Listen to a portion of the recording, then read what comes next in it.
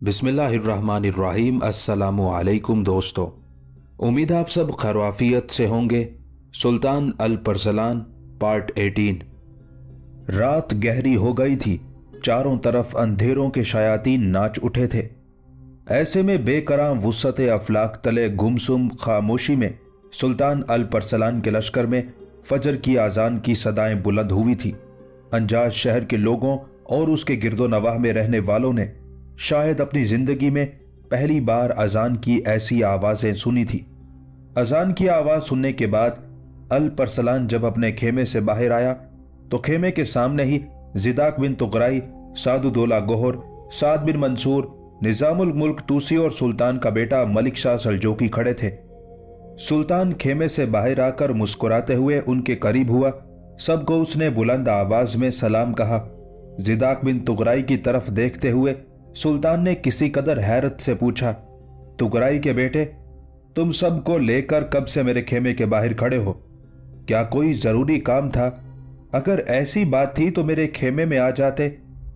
सुल्तान अल परसलान के उस इस्तफसार पर लम्हा भर के लिए जिदाक बिन तुगराई मुस्कुराया, फिर सुल्तान को मुखातिब करके कहने लगा, सुल्तान मोहतरम, ऐसी कोई बात नहीं।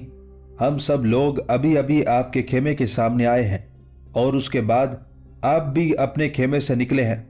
हम इसी नजरिए से आए थे कि आपको साथ लेकर फजर की नमाज अदा करते हैं। साथ ही मैं आपसे एक गुजारिश भी करना चाहता हूं।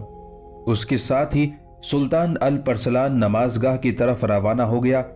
बाकी लोग भी उसके पहलू बा पहलू चलने लगे थे। फिर सुल्तान को मुखातिब करते हुए जिदाक बिन तुगराई कहने लगा, सुल्तान मोहतरम, अंजाज की शहर पनाह के शर्की दरवाजे के साथ इंतहाई मजबूत रस्से दोहरे करके बांध दिए गए हैं और वो रस्से पड़ाव के करीब तक बिछा दिए गए हैं। मैंने 30 घोड़ों को भी तैयार कर रखा है जिनसे जोर लगाकर शहर पनाह के दरवाजे को गिराने की कोशिश की जाएगी। सुल्तान मोहतरम, मेरे और आपके दरमियान रात के वक्त जो लाहे अमल तय हुआ था उसमें मैंने आपकी इजाजत के बगैर एक तब्दीली की है और उसी तब्दीली को मैं आपके इल्म में लाना चाहता हूं ताकि मैं उसकी इफादियत भी आपके गोश गुजार करना चाहता हूं। जिदाक बिन तुगराई की उस गुफ्तगू से सुल्तान अल परसलान ने बड़ी तेज निगाहों से उसकी तरफ देखा।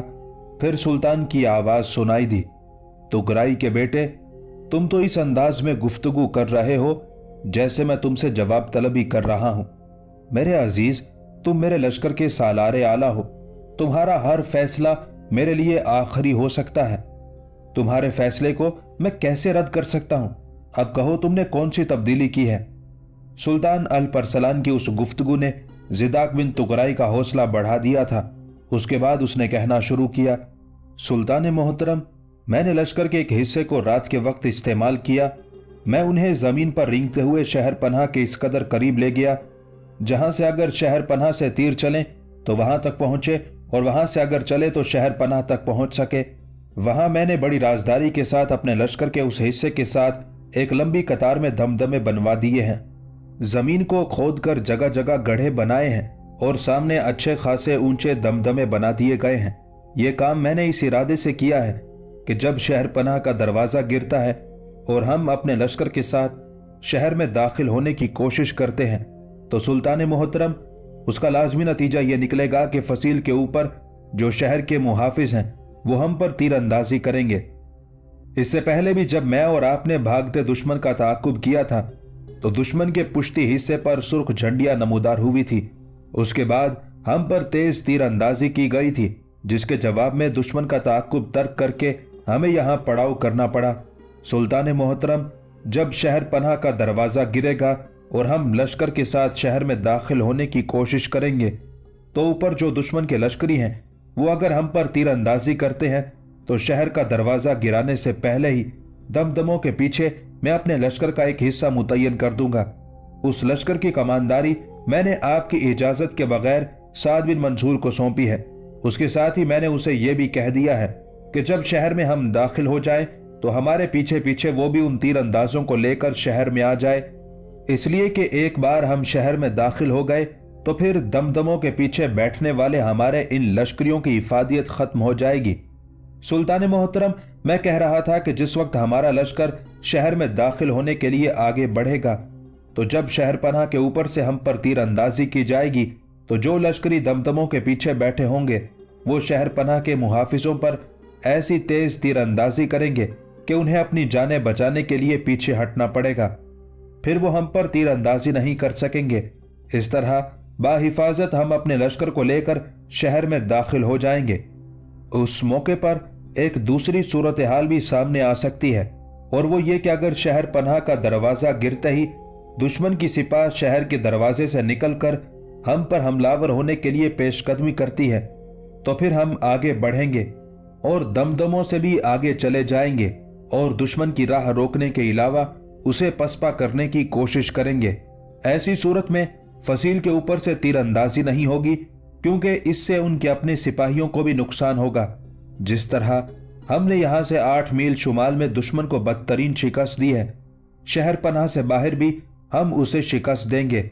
और फिर अगर दुश्मन शिकस्त उठाकर शहर में दाखिल होने की कोशिश करता है तो उसके पीछे पीछे हम भी शहर में दाखिल होंगे। फिर किसी भी बागी और सरकश को अंजाज शहर में मजीद रहने की मोहलत नहीं मिलेगी। ज़िदाक बिन तुगराई जब खामोश हुआ तो थोड़ी देर खामोश रहकर सुल्तान ने कुछ सोचा, फिर तौसीफी अंदाज में ज़िदाक बिन तुगराई की तरफ देखते हुए कहना शुरू किया। ज़िदाक मेरे अजीज, जो कुछ तुमने रात के तय होने वाले लाहे अमल में तब्दीली की है ये इंतहाई पसंदीदा है, बल्कि मैं ख्याल करता हूँ इस पर हमें रात के वक्त ही सोचना चाहिए था।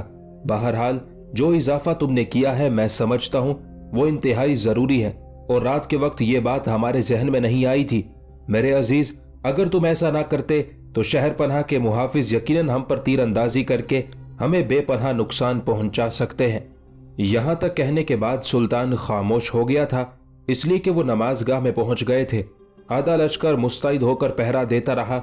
आधे लश्कर ने नमाज अदा की, उसके बाद दूसरे आधे ने नमाज अदा की थी।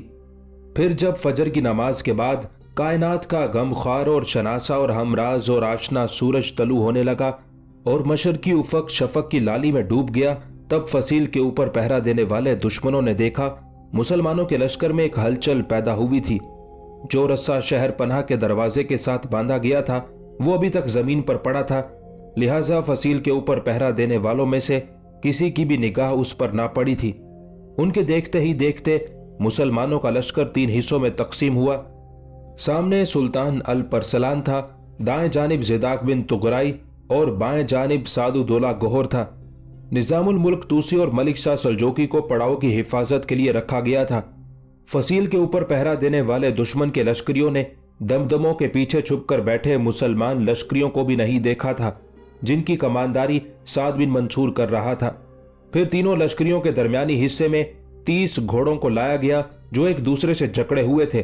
फिर जिन रस्सों से घोड़े एक दूसरे से जकड़े हुए थे उन रस्सों के साथ वो रस्सा बांध दिया गया जिसका सिरा शहर पनाह के दरवाजे के साथ बंधा हुआ था। उसके बाद चंद लश्करी हरकत में आए और बड़े पुरजोश अंदाज में उन्होंने 30 घोड़ों को हाँक दिया था। घोड़ों ने जब भागते हुए जोर लगाया तो शहर पनाह का दरवाजा पहले ही झटके में टूट गिरा था और घोड़े टूटने वाले दरवाजे को खींचते हुए कुछ दूर तक ले गए थे। उसके साथ ही मुसलमान लश्करी हरकत में आए, घोड़ों को उन्होंने दरवाजे से अलहदा कर दिया। उसके साथ ही लश्कर के तीनों हिस्से शहर पनाह के शर्की दरवाजे की तरफ बढ़े थे। शहर पनाह के ऊपर पहरा देने वाले अंजाज के सिपाहियों ने जब इस तरह शहर पनाह का दरवाजा टूटते देखा तो वो दंग रह गए, ताहम वो संभल गए। उन्हें खबर हो गई थी कि कोई बड़ा इंकलाब रूनमा होने वाला है। और फिर जब सुल्तान अल परसलान, ज़िदाक बिन तुगराई और सादुद्दौला गोहर अपने लश्कर के साथ शहर में दाखिल होने के लिए आगे बढ़े तो फसील के ऊपर मुहाफिजों ने जब तीर अंदाजी करना चाही तो उनकी उस तीर अंदाजी से पहले ही साद बिन मंसूर ने अपने तीर अंदाजों को अपने काम की इब्तदा करने का हुक्म दे दिया था। ये हुक्म मिलते ही दमदमों के पीछे बैठे मुसलमान तीर अंदाजों ने ऐसी खौफनाक और तेज तीर अंदाजी की कि फसील के ऊपर बैठकर पहरा देने वाले अक्सर सिपाही छिद कर रह गए थे और फिर बाकी भागम भाग फसील के ऊपर बने बुर्जों के अंदर पनाह लेने पर मजबूर हो गए थे। सुल्तान अल परसलान, ज़िदाक बिन तुगराई और सादुद्दौला गोहर और फिर उनके पीछे पीछे साद बिन मंसूर भी अपने हिस्से के लश्कर के साथ दर्द की योरिश खड़ी करते जज्बों की यलगार की तरह शहर में दाखिल हुए थे। शहर का हाकिम बकरात, रोमनों का जर्नैल मिकाइल, अनी शहर से आने वाला जर्नैल क्रियोस, ये उम्मीद और तवक्को भी नहीं कर सकते थे कि मुसलमान इस तरह शहर पनाह का दरवाजा तोड़ फेंकेंगे। ताहम वो मुसलमानों के किसी अचानक हमले का मुकाबला करने के लिए मुस्तैद थे। रात के वक्त भी वो बारी बारी जागते हुए मुसलमानों पर गहरी निगाह रखे हुए थे ताकि मुसलमान फसील के किसी भी हिस्से से चढ़कर शहर में दाखिल होने में कामयाब न होने पाए। जिस वक्त सुल्तान अल परसलान अपने लश्कर के साथ शहर में दाखिल हुआ तो उस वक्त तक बकरात, मिकाइल और करियोस को भी खबर पहुंच गई थी कि शहर पनाह का दरवाजा मुसलमानों ने गिरा दिया है और मुसलमानों का लश्कर शहर में दाखिल हुआ है। ये खबर मिलते ही बकरात, मिकाइल और करियोस अपने अपने लश्कर के साथ हरकत में आए। फिर वो अंधे काले गारों से निकलते रंजो अलम के उड़ते बादलों की तरह अपनी अपनी कयामगाह से निकलकर सुल्तान के लश्कर पर हमलावर हुए थे। उस वक्त तक सुल्तान का पूरा लश्कर शहर में दाखिल हो चुका था। जिस वक्त दुश्मन सुल्तान पर हमलावर हुआ, जवाब में सुल्तान अल परसलान का पूरा लश्कर भी दुश्मन के उमड़ते लश्कर पर हर घड़ी कयामत खड़ी करने वाले जबरे मुसलसल की तरह हमलावर हो गया था। अंजाज शहर में दोनों लश्करों के यूं टकराने से नफरत के जहन्नम उठ खड़े हुए थे।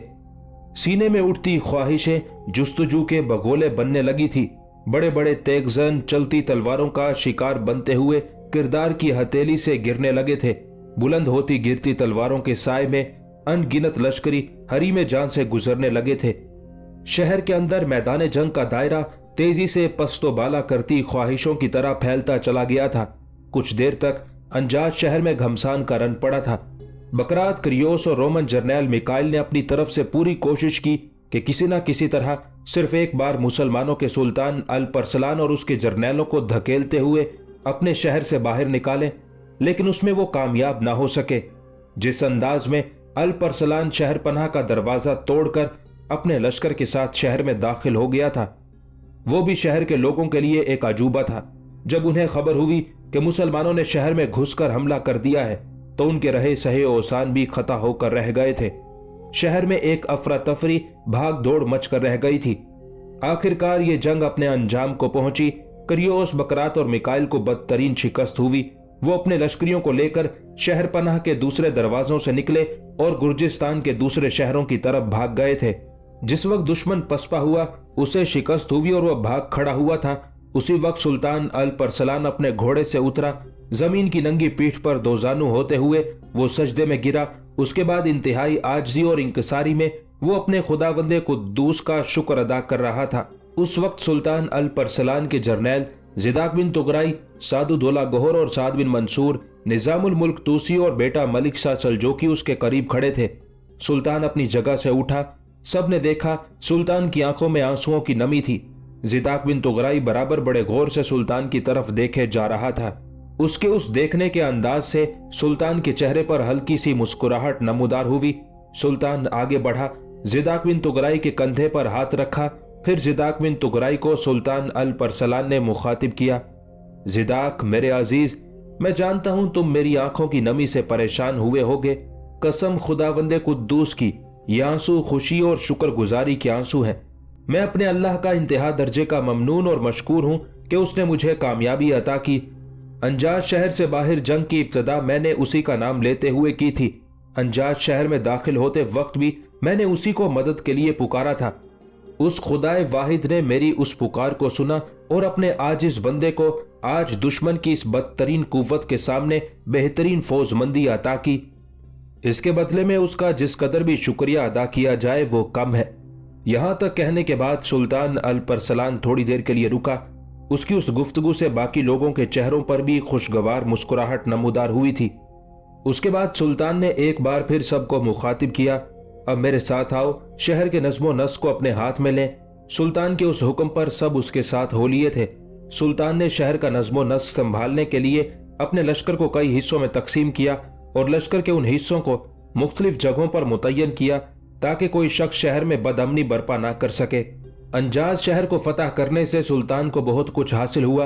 अंजाज के साबिक हाकिम लियांडर का भतीजा सैलर मुसलमानों के इलाकों में तुर्को ताज यलगार और हमले करते हुए जो दौलत और जरूरियात का सामान अंजाज शहर में जमा करता था, अंजाज शहर में उन सारी अशिया के ढेर लगे हुए थे। इसके अलावा अंजाज शहर में जो बहुत बड़ा खजाना था वो भी सुल्तान के हाथ लगा था।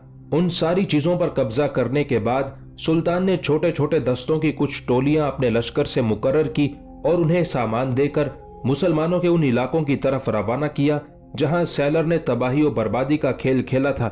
उन इलाकों में सुल्तान के हुक्म पर बड़ी तेजी से वो सामान बांटा जाने लगा ताकि गुज़िश्ता जंगों की वजह से जो मुसलमान मुतासिर हुए थे उनकी तंगहाली को रफा किया जा सके। अली जाक, उसकी बीवी अनाबेल, उसकी बेटी रोजबा तीनों अपने मकान के दीवान खाने में बैठे किसी मौजू पर गुफ्तगू कर रहे थे कि अली जाक का बेटा बारबक बाहर से भागता हुआ आया। उसकी हालत से अंदाजा होता था कि वो किसी बेपनाह खुशी का शिकार हुआ है। उसकी सांस फूल रही थी और वो खुशी से फूले ना समा रहा था। जब वो दीवान खाने में दाखिल हुआ तो उसकी हालत देखते हुए अली जाक, अनाबेल और रोजबा तीनों परेशानी की हालत में अपनी जगह पर उठ खड़े हुए। फिर रोजबा ने अपने भाई बारबक को मुखातिब किया। बारबक, मेरे भाई, क्या बात है? तुम घबराए हुए हो? भागते हुए घर में क्यों दाखिल हुए हो? इस पर सबसे पहले बारबक ने अपनी सांस दुरुस्त की। फिर अपने बाप अली जाक की तरफ देखते हुए वो कहने लगा, ऐ मेरे बाप, मेरी माँ और बहन, मैं तुम सब के लिए खुशखबरी लेकर आया हूं। यूं जानो कि हमारी और आसपास की बस्तियों के लिए मायूसी के सीमो थोर, काले कहर की सूरतों, पीले मौसमों की चुप और सर्दियों के कहत जैसे माहौल में अमनो आश्ती के फूल खिलाने वाले, सहर शिकन और सोचों के धारे बदलने वाले लोग दाखिल हुए हैं। ऐ मेरे बाप, हमारे लिए भी एक ऐसा मौजज़ा ज़हूर में आया है जिस पर यकीनन आप, मेरी माँ और मेरी बहन एतबार नहीं करेंगे। यूं जानो खुदावंदे कुद्दूस ने हमें एक बार फिर माला माल करके रख दिया है। इस पर अली जाक, अनाबेल और रोजबा तीनों तेज निगाहों से बारबक की तरफ देखने लगे थे। कबल इसके कि उन तीनों में से उसे कोई मुखातिब करता, बारबक फिर बोल पड़ा, आप तीनों मेरे साथ अपने बाड़े की तरफ आइए, मैं दिखाता हूं हमारी बस्ती में कैसे मोजों का इजहार हुआ है। उसके साथ ही बारबक मुड़ा और उनके किसी रद्द-ए-अमल का इजहार देखे बगैर दीवान खाने से निकला था। अली जाक, अनाबेल, रोजबा तीनों चुपचाप उसके पीछे पीछे हो लिए थे। अपने माँ बाप और बहन को लेकर बारबक जब अपने बाड़े के पास आया और जूं ही उसने बाड़े का दरवाजा खोला, अली जाक, अनाबेल और रोजबा तीनों दंग रह गए थे। उन्होंने देखा बाड़े के अंदर उस रेवड़ से भी कहीं ज्यादा जानवर जमा थे जो कभी उनका हुआ करता था। थोड़ी देर तक अपने बाड़े में भेड़ बकरियों और चंद घोड़ों पर मुश्तमिल उस रेवड़ को बड़े गौर से देखते रहे। उस मौके पर अली जाक, अनाबेल और रोजबा तीनों की निगाहों में एक तजस्सुस और सवालों का एक अंबार था। फिर अजीब से जज्बे में अपने भाई बारबक की तरफ देखते हुए रोजबा ने पूछ लिया, बारबक मेरे भाई, इतने सारे जानवर हमारे बाड़े में कैसे आए? कौन इन्हें लाया है और किसने हमें दिए हैं? क्या ये हमारी मिल्कियत है या आर्जी तौर पर कोई और अपने रेवड़ को बाड़े में बंद करने लगा है? इस पर बारबक बेपनाह खुशी का इजहार करते हुए कहने लगा, रोजबा मेरी बहन, ये किसी और का रेवड़ नहीं, ये हम चारों का रेवड़ है। यूं जाने ये हमारा रेवड़ है, इसके हम मालिक हैं। अगर हम इसके मालिक हैं तो ये तो कहो कि ये रेवड़ किसने हमें दिया है? कौन ऐसा मेहरबान है जिसने हमारे सारे नुकसान की कुछ इस तरह तलाफी करके रख दी है? रोजबा ने अपनी बात पर जोर देते हुए अपने भाई की तरफ देखते हुए पूछा था। जवाब में बारबक फिर बोल पड़ा, रोजबा मेरी बहन, ये रेवड़ हमें उन लोगों ने दिया है जो दुश्मन की नस नस और रग रग में जहर उतारने का फन जानते हैं, जो ये भी जानते हैं सजा क्या है, जजा क्या है, जो इस बात का भी इल्म रखते हैं कि खुदा क्या है, ना खुदा क्या है, और जो ख्वाबों की वादियों में, बेहोशियों के जज्बे में खुशियों का निखार बनकर उठने का जज्बा, हिम्मत और ताकत रखते हैं। बारबक की उस गुफ्तगू का जवाब रोजबा देना ही चाहती थी कि इस बार अली जाक ने तेज निगाहों से उसकी तरफ देखते हुए कहना शुरू किया, बारबक मेरे बेटे, पहेलियां मत बुझवाओ, साफ साफ ये बताओ ये रेवड़ किसका है और कहां से आया है? अगर ये किसी का है तो इसका मालिक कौन है, और अगर ये किसी ने हमारे हवाले किया है तो इसे हमें देने वाला कौन है? सही बताओ बेटे, अब हमें मजीद किसी उलझन और गुंजलक में मत डालो। इस पर बारबक संजीदा हो गया। फिर वो कह रहा था, ऐ मेरे बाप, ये रेवड़ मुझे मेरे भाई ज़िदाक बिन तुगराई ने दिया है। बारबक के उस इंकशाफ पर रोजबा बुरी तरह चौंकी थी। कहने लगी, ज़िदाक बिन तुगराई ने दिया है, पर वो कहाँ है? तुम्हारी कहाँ और कैसे उनसे मुलाकात हुई? जवाब में बारबक ने तेज निगाहों से अपनी बहन की तरफ देखा। फिर वो कहने लगा, देख मेरी बहन, इतनी बेचैनी और बेताबी का इजहार ना करो। मैं जानता हूं ज़िदाक बिन तुगराई के नाम पर तुम्हें बेचैनी और बेताबी का इजहार करना चाहिए, इसलिए कि वो मेरा भाई, मेरी बहन की जिंदगी का साथी है। देख मेरी बहन, जब मैं असर की नमाज अदा करने के लिए बस्ती की मस्जिद की तरफ गया तो मस्जिद के बाहर जो खुला मैदान है वहां बस्ती के बहुत से लोग जमा थे और उससे आगे जो वसी इहाते हैं उनमें बेशुमार जानवर और बहुत सा सामान रखा हुआ था। इसके अलावा वहां कुछ मुसल्ला दस्ते भी खड़े थे जिनकी रहनुमाई मेरा भाई जिदाक बिन तुगराई कर रहा था।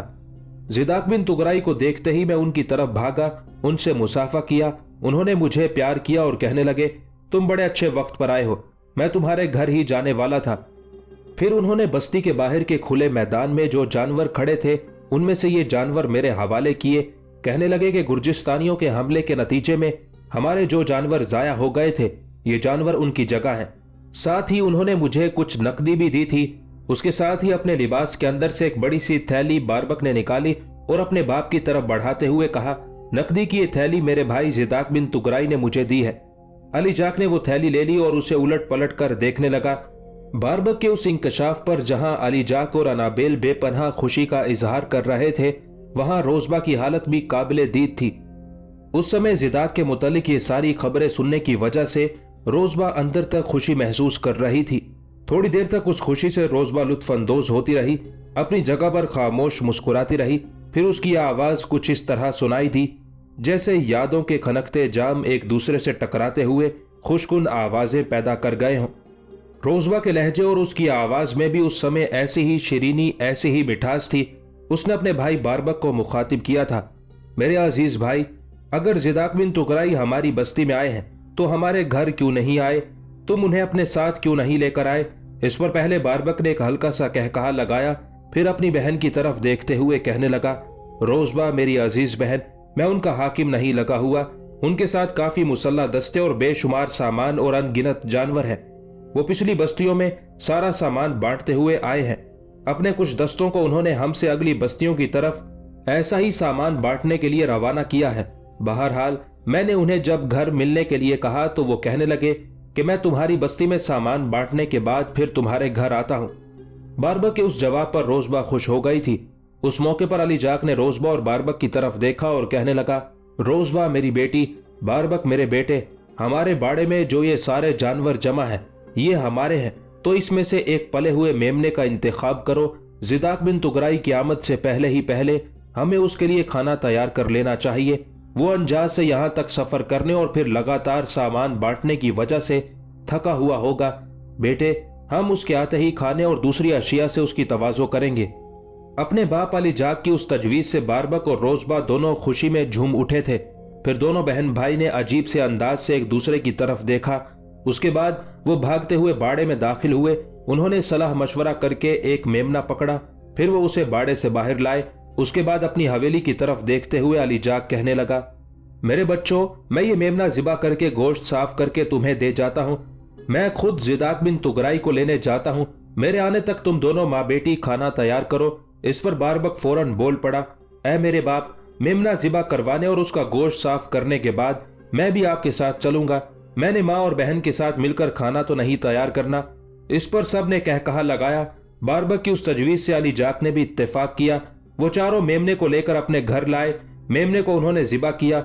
अली जाक और बारबक दोनों ने मिलकर मेमने का गोश्त साफ करके अनाबेल और रोजबा के हवाले किया। फिर दोनों बाप बेटा जिदाक बिन तुगराई की तरफ जाने के लिए अपनी हवेली से निकल गए थे। अली जाक और बारबक दोनों बड़ी तेजी से चलते हुए अपनी बस्ती के सामने जो खुले मैदान नुमा इहाते थे उसमें दाखिल हुए। तो अभी चंद लोगों को जिदाक बिन तुगराई की निगरानी में जानवरों और दूसरा सामान तकसीम किया जा रहा था। जो ही उस इहाते में अली जाक और बारबक दाखिल हुए, जिदाक बिन तुगराई की उन पर निगाह पड़ी, लिहाजा वो बड़ी तेजी से अली जाक की तरफ लपका। अली जाक भी जिदाक को देखने के बाद उसकी तरफ भागा था। अली जाक ने आगे बढ़ते हुए जिदाक बिन तुगराई को अपने साथ लिपटा लिया था। जिदाक बिन तुगराई की उसने पेशानी चूमी, फिर कहने लगा, मेरे बेटे, हमें ये खबर तो पहुंच गई थी कि अंजाज शहर के बाहर तुम्हारे और सुल्तान अल परसलान के हाथों गुर्जिस्तानियों को शिकस्त हुई थी, लेकिन हमें उसके बाद ये खबरें मिली कि गुर्जिस्तानी अंजाज शहर में महसूर हो गए हैं। उसके बाद मैं कुछ मालूम नहीं कर सका। इस पर जिदाक बिन तुगराई कहने लगा, मोहतरम अली जाक, अंजाज शहर को हमने फतह कर लिया है। अब ये शहर हमारे कब्जे में है। जो सामान हम लोगों में तकसीम कर रहे हैं ये हमें अंजाज शहर से ही मिला है। इस किस्म का सामान उन सारी मुसलमान बस्तियों में तकसीम किया जा रहा है जिन्हें अंजाज के साबिक हुक्मरान लियांडर के भतीजे सैलर ने लूटा था। जिस तरह मैं मुसल्ला दस्तों के साथ सामान लेकर इन बस्तियों की तरफ आया हूं, इसी तरह और बहुत से दस्ते भी सामान लेकर दूसरी मुसलमान बस्तियों की तरफ गए हैं। इस तरह मुझे उम्मीद है कि मुसलमानों का जो नुकसान हुआ है उसे हम पूरा करने में कामयाब रहेंगे। ज़िदाक बिन तुगराई के उस इंकशाफ पर अली जाक के चेहरे पर खुशियां बिखर गई थी। फिर वो कहने लगा, ज़िदाक मेरे बेटे, तुम लोगों को मैं इस शानदार फतह पर मुबारकबाद पेश करता हूँ। बेटे, मैं और बारबक तुम्हें लेने के लिए आए हैं। इस पर ज़िदाक बिन तुगराई कहने लगा, ये आपकी बस्ती के चंद लोग रह गए हैं, इनमें सामान तकसीम करना बाकी है। मैं अपने साथ जो मुसल्ला दस्ते लेकर आया हूँ उनका मैंने पड़ाव कायम कर दिया है। वो अपने पड़ाव में कयाम करेंगे। उनके खाने और जरूरियात की दीगर अशिया भी मेरे पड़ाव में मौजूद हैं। मैं बस आपके साथ चलता हूँ, मुझे थोड़ी सी मोहलत दें। ये जो चंद लोग रह गए हैं इन्हें सामान तकसीम कर लूं, इसके बाद आपके साथ चलता हूँ। इस पर अली जाक और बारबक एक जगह बैठ गए। ज़िदाक बिन तुगराई ने जल्दी जल्दी उन लोगों में सामान तकसीम किया। फिर वो अपने लश्करियों को मुनासिब हिदायत देने के बाद अली जाक और बारबक के साथ हो लिया था। अनाबेल और रोजबा दोनों माँ बेटी अपने मतबख में खाना पकाने में बुरी तरह मसरूफ थी कि दीवान खाने से अली जाक की आवाज सुनाई दी। वो बुलंद आवाज में पुकार रहा था, रोजबा, रोजबा मेरी बेटी इधर आओ। अनाबेल तुम भी दीवान खाने में आओ। अली जाक की उस पुकार पर मतबख में मसरूफ अनाबेल और रोजबा दोनों माँ बेटी ने लम्हा भर के लिए एक दूसरे की तरफ मानी खेज अंदाज में देखा। फिर अनाबेल ने अपनी बेटी रोजबा को मुखातिब करते हुए कहना शुरू किया, रोजबा मेरी बेटी, तुम्हारे बाप दीवान खाने से मुझे और तुम्हें दोनों को बुला रहे हैं। इसका मतलब है वो और बारबक दोनों ज़िदाक बिन तुगराई को ले आए हैं। चल मेरी बेटी, हम दोनों दीवान खाने में चलें, उसके बाद मतबक का जो काम रहता है वो फिर आकर कर लेंगे। रोजबा बेचारी तो पहले ही बड़ी बेचैनी बड़ी बेताबी से ज़िदाक बिन तुगराई की आमद की मुंतजिर थी। जब उसकी माँ ने ये अल्फाज अदा किए तो वो फौरन उठ खड़ी हुई। दोनों माँ बेटी मतबक से निकलकर दीवान खाने में आई। अनाबेल ने आगे बढ़कर बड़े प्यारे और शफीकाना अंदाज में ज़िदाक बिन तुगराई के सर पर हाथ फेरा था, जबकि पीछे उसकी ओट में रहते हुए धीमी सी आवाज में रोजबा ने ज़िदाक बिन तुगराई को सलाम किया था। रोजबा की उस आवाज को ज़िदाक बिन तुगराई ने सुना था और बेहतर अंदाज में उसके सलाम का जवाब दिया था। दोनों माँ बेटी ज़िदाक बिन तुगराई के सामने बारबक के पास बैठ गई थी। उसके बाद अनाबेल ने ज़िदाक बिन तुगराई को मुखातिब किया, ज़िदाक मेरे बेटे, तुम जानते हो हमारी बस्ती के कुछ जवान मुसल्ला होकर सुल्तान के लश्कर में शामिल हो गए थे। उन्होंने हमें यह खबर पहुंचाई थी कि अंजाज शहर के बाहर सुल्तान के हाथों गुर्जिस्तानियों को बदतरीन शिकस्त हुई थी। अनाबेल शायद मजीद कुछ कहना चाहती थी कि उसकी बात काटते हुए अली जाक बोल पड़ा। अनाबेल सिर्फ यहीं तक मौकूफ नहीं, गुर्जिस्तानियों को अंजाज से बाहर शिकस्त देने के बाद सुल्तान ने अपने लश्कर के साथ अंजाज की तरफ कूच किया। रास्ते में ज़िदाक बिन तुगराई पूरे हालात मुझे तफसील के साथ सुना चुका है। उसके बाद एक बार फिर गुर्जिस्तानियों और सुल्तान के लश्कर के दरमियान अंजाज शहर में मार्का हुआ। उस जंग में भी सुल्तान ने दुश्मन को बदतरीन शिकस्त दी और अब अंजाज शहर पर मुसलमानों का कब्जा हो चुका है। ज़िदाक बिन तुगराई जो दुश्मन की यलगार से मुतासिर होने वाले मुसलमानों में सामान तकसीम कर रहा है, ये सारा सामान भी अंजाज ही से लाया गया है। अंजाज की फतहमंदी की खबर सुनकर अनाबेल और रोजबा दोनों की खुशी की कोई इंतहा ना थी। फिर पहली बार शर्मीली सी आवाज में रोजबा ने ज़िदाक बिन तुगराई की तरफ देखते हुए कहना शुरू किया, मैं आपको अंजाज से बाहर दुश्मन के खिलाफ बेहतरीन फतह और अंजाज शहर से दुश्मन को मार भगाने और शहर पर कब्जा करने पर मुबारकबाद देती हूँ। ज़िदाक बिन तुगराई ने बड़े एहसन अंदाज में रोजबा की तरफ देखते हुए उसकी उस मुबारकबाद को कबूल किया। फिर अली जाक अपनी बीवी अनाबेल की तरफ देखते हुए कहने लगा, अनाबेल खाना तैयार होने में कितनी देर है? इस पर अनाबेल अपनी जगह पर उठ खड़ी हुई और कहने लगी, मतबख में अब थोड़ा सा ही काम है, इसके बाद मैं और रोजबा खाना लाते हैं। आप इतनी जल्दी क्यों कर रहे हैं? ज़िदाक बिन तुगराई आज की रात हमारे यहाँ ही कयाम करेंगे। उस मौके पर ज़िदाक बिन तुगराई कुछ कहना ही चाहता था कि उससे पहले ही अली जाक बोल पड़ा, देख बारबक की माँ, तो उससे पहले ही रास्ते में ज़िदाक बिन तुगराई से मैं यहाँ कयाम करने के लिए कह चुका हूँ, पर ये नहीं माने। इनका कहना है कि इनके साथ चंद दस्ते हैं जो इनके साथ सामान लेकर आए हैं और शहर से बाहर उन दस्तों के साथ ज़िदाक बिन तुगराई ने पड़ाव कर रखा है और इसका कहना है कि रात वो अपने उन दस्तों ही में बसर करेगा। अगर रात को वो यहाँ कयाम करता है तो ये बात उसके लश्करियों के लिए काबिल एतराज होगी और वो दिल में ये ख्याल करेंगे कि उनका कमांदार तो किसी के यहाँ एक मुअज़्ज़ज़ मेहमान की हैसियत से कयाम करे और वो खुद खेमों में पड़े हुए हैं। अनाबेल एक लिहाज से ज़िदाक बिन तुगराई का कहना दुरुस्त है। वैसे भी एक सालार अपने लश्करियों के अंदर ही अच्छा लगता है। मैंने भी ज़िदाक बिन तुगराई की इस बात का बुरा माना था, लेकिन जब ज़िदाक बिन तुगराई ने मुझे तफसील बताई तब मैं इसकी बातों का कायल हो गया। अपने बाप के उस इंकशाफ पर रोज़बा बेचारी उदास और अफसुर्दा हो गई थी। ताहम वो अपनी जगह से उठी और अपनी माँ अनाबेल के साथ दीवान खाने से निकलकर मतबख की तरफ चली गई थी। फिर दोनों माँ बेटी ने बड़ी मेहनत से खाना तैयार किया। खाना उन्होंने दीवान खाने में ही लगाया। सब ने मिलकर खाना खाया। उसके बाद ज़िदाक बिन तुगराई कुछ देर उनके पास बैठकर बातें करता रहा। फिर उनके यहाँ से उठकर वो अपने लश्करियों में चला गया था। अगले रोज सुबह ही सुबह वो करियाम नाम की उस बस्ती से अंजाज की तरफ चला गया था।